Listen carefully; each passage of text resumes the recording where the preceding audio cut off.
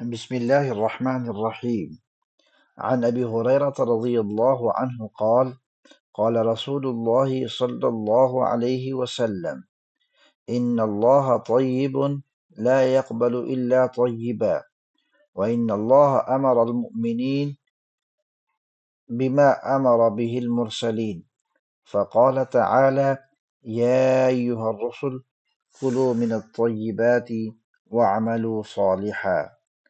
وقال تعالى: يا أيها الذين آمنوا كلوا من طيبات ما رزقناكم. ثم ذكر الرجل يطيل السفر أشعث أغبر يمد يديه إلى السماء: يا ربي يا ربي، ومطعمه حرام ومشربه حرام وملبسه حرام وغذي بالحرام، فأنى يستجاب له. رواه مسلم.